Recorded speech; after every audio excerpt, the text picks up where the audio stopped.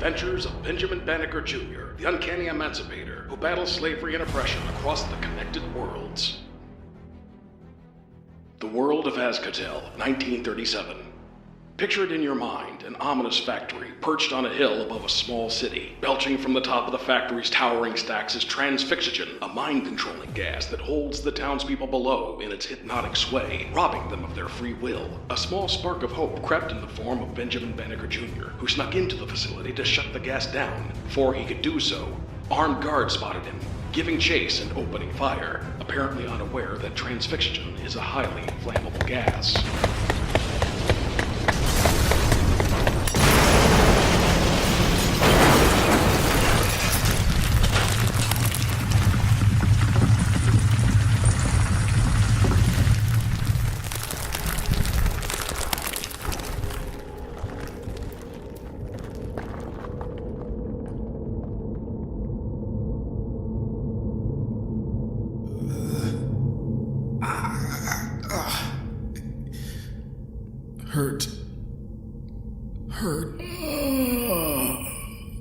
Hurty, you're waking up. Painful. Congratulations, young man. And how are we feeling today? I think I might have dislocated my body. There now, it's not that bad. To be honest, I'm surprised how quickly you're healing. I'm surprised that I'm breathing, frankly. And I think that I may be in traction. It's too dark to see anything. There's very little light down here, which I think is best under the circumstances. Down here? Yes. We're in a sub-basement under a chemical storage facility. Or so you informed me. I did? You mumbled in your stupor. Oh. I'm afraid I don't understand. Let me... Excuse me, but are my arms and legs broken? I can't move them. Fortunately, no. Neither the explosion nor the debris managed to tear your limbs off. They should be fully attached and quite functional. Then why are they restrained? To prevent you from leaving. Well, that's as good a reason as any, I guess. And why exactly would someone wish to keep me from leaving? Or better yet, from whom would I be removing myself? That would be from me. And who is me? Forgive me for being cryptic, young man. I'm at a bit of a disadvantage. If I told you my name, I'm sure you wouldn't believe me. Are you a celebrity of some kind? The most famous you've ever spoken to, I'm sure. Oh, well, don't just stand there. Untie me so I can get my autograph book. Would it happen to be nestled in this coat of yours? You removed my coat. There are quite a number of curious items in here. Are these weapons? Some. But they only work if you point them at your face first before using them. But that would leave you quite hopelessly bound to the table you're lying on. Score one for you, Mr. Whoever you are. Listen, if you'd like to be of some use, you could light this place up. Do you see my bandolier over there? Oh, yes. I like the stitching. Thank you. If you open up the third pouch from the buckle, you'll find my hover torch. Yeah, no, the other one. On your left. No, your left. Yeah, there. Just turn it on, would you? I must warn you. It would be in your best interests that this not be some sort of trick. I could just as well leave you down here. No one would find you until well after You starved to death under all this debris. Too groggy. Jerks come later. You can still grip with your fingers. You do the honors. Fine. Just get it into my... Oh, do you smell that? You have a grip on it. Oh. I'll just turn it. Oh, it smells like... And... There. Good. Look, it's hovering in midair. And the light, it's beautiful. Something wrong? It's... your face. Oh, what's wrong with it? You don't seem to... have one. Oh, I can feel bone and the last remnants of some sinew. It's like it's rotted away. They didn't even have the decency to lock me in an airtight box. Savages! Those robes you're wearing. Yes.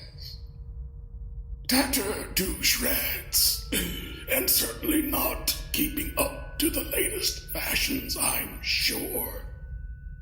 I've been stuck down here. Well, under here, to be more accurate. For how long, I do not know, but I fear I've missed quite a lot. Perhaps you can get me caught up, Mr. Benjamin Banneker II. Pleased to meet you, Mr... Again, I could tell you who I am, but you would not believe me. Try me. Well, the truth is, I have many titles and many thousands of names. But mainly I go by Paragus. Paragus? And now you will tell me that I am lying. Dormid Paragus? The Grand Vendicate of Serani? The very same. Well, as I live and breathe, Paragus himself in the flesh. Whatever's left of it. You believe me? Yes, I do. And you remember my name? Better than most, I'm afraid. And how am I remembered? Well, sorry to say, old-timer, but when you're spoken about, which is rare, it's typically as that guy who hung out with the Zymus twins. The Zymus twins. Let me tell you something about the Zymus family. They were made of two elements, carbon and treachery, bound together by incompetence. I know. I helped them shape their empire. Then they betrayed me, took everything from me, and bound me up in that box right over. Where is it? Was it sealed up in that column over there? Yes, indeed. This place used to be a sacred burial ground before it became. Yes? It just occurs to me that it must have been quite a while ago that I was entombed, judging by my current physical state of decay. I'm wondering if it was perhaps before your lifetime. Oh, it was, definitely. Quite a while ago. But now I am free, and I'll be able to claim what is mine again from the Zymus family. Oh, I'm afraid that'll be easier said than done. And why is that? The Zymus have changed considerably since you last saw them. I should know. I've confronted them enough. You have? Yes, and each time it's been in very different forms. You'd barely recognize them. How is it they have found a way to change themselves so? Well, they've had plenty of time. I'd say about,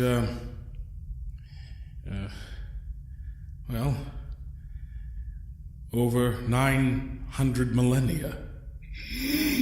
What? I'm sorry, old-timer. Like I said, it's been a while since anyone spoke your name. 900? You look pretty good for 1,000,000 years old. I see. I would imagine that things have changed considerably in my absence. Indeed so, yes. You know my title as a Vendicant. That word was potent in my day. Yes, the undisputed ruler of an interplanetary empire. The largest of its age. Yes.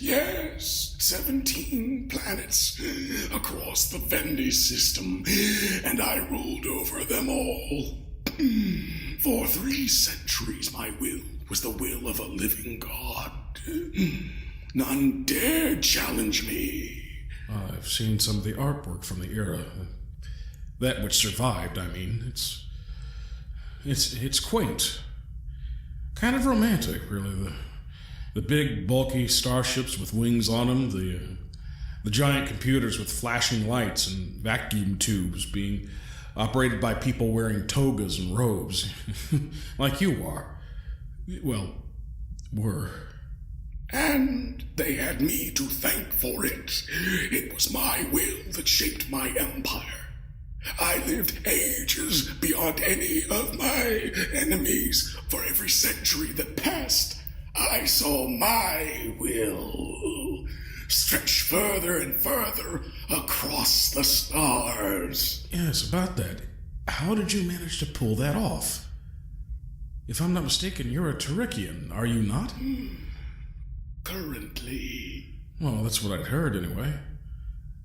Tarikians at the time only lived to be around 90 years or so. How did you extend your life for so long? Well, it's rather complicated, but to put it in simple terms, you're familiar with the concept of a virus, are you not? Surely. An infectious agent that multiplies within living cells. Precisely. Now, imagine if you had found a method of turning your mind, your very mental essence, into a virus, one that does limited damage to its host, one that lives within your body, but could also live outside of it.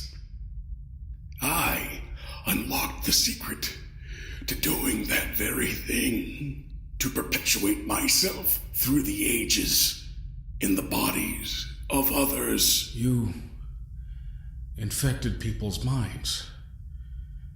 Injected yourself, your mentality, into their bodies. Became them, physically. Indeed. Once my body began to age and weaken, or if it was grievously injured, I'd simply transfer my essence to another body. What happened to the minds of the victims whose brains you consumed? Their personality, their souls. Is there any room left in there for the original person? No. There's a certain amount of damage done to the brains of different species. Typically, the fragile faculties that maintain their identity are mildly, but irrevocably damaged. Once I acquire their minds, well, that's it for them. You consumed everything they were.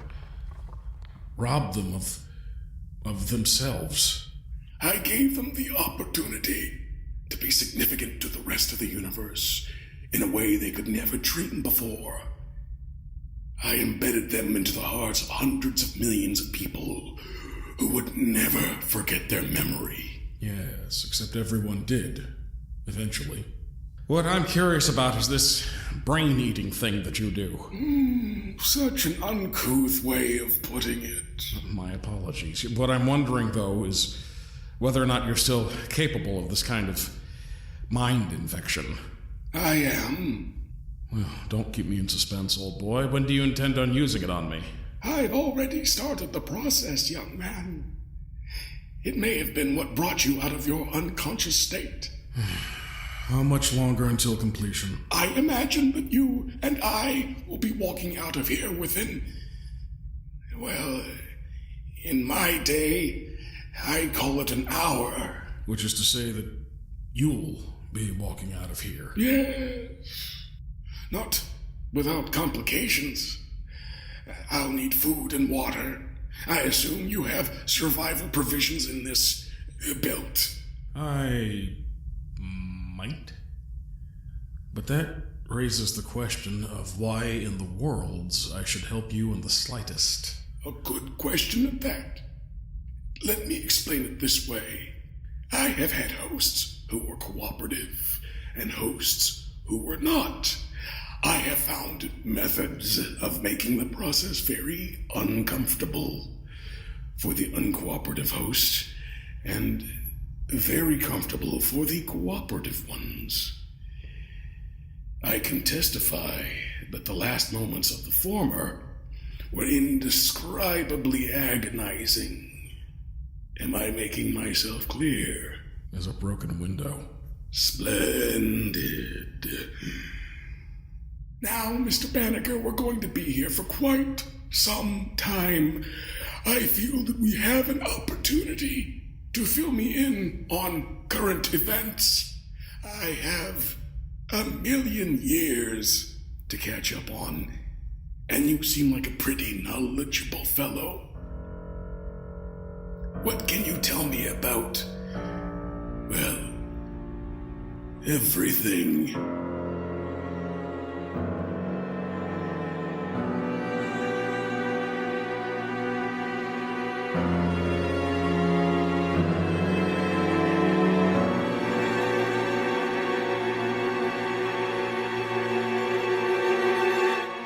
The sound effects for this episode were provided by freesound.org. The music Land of Phantoms was written and produced by Kevin MacLeod and is licensed under Creative Commons. Opening title, copyright Finger Music.